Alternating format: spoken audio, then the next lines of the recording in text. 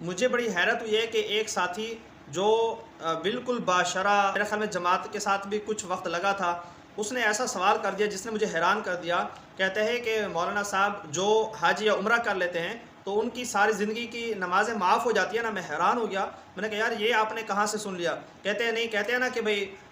جو حج یا عمرہ کر کے آتا ہے وہ ایسا ہو جاتا ہے جیسا کہ ماں کے پیٹ سے نکلا، اس کے گناہ سارے ختم ہو جاتے ہیں۔ تو میں نے کہا ٹھیک ہے، یہ فضیلت ہے، اس کے گناہ ختم ہو جاتے ہیں، اس کا یہ مطلب نہیں ہے کہ ماں کے پیٹ سے نکلا ہوا آپ نے یہ تصور کر لیا کہ جیسے ماں کے پیٹ سے نکلا ہوا ایک بچہ جس پر نماز وغیرہ کچھ بھی فرض نہیں ہوتا تو وہ بھی ایسے ہی ہو جاتا ہے۔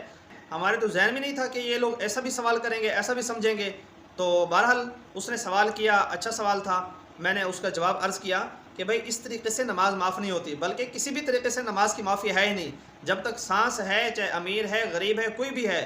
جب تک ہوش باقی ہے تو نماز کا حکم اس پر لاگو ہوگا، وہ نماز پڑھے گا، کھڑے ہو کے نہیں، بیٹھ کے نہیں تو لیٹ کے پڑھے گا ضرور، کسی صورت میں معاف نہیں ہے۔ اور اس کی معافی کی صرف یہی صورت ہے کہ اس کو ادا ہی کرنا پڑے گا، اس کے ادا کیے بغیر معافی کی کوئی صورت نہیں ہے۔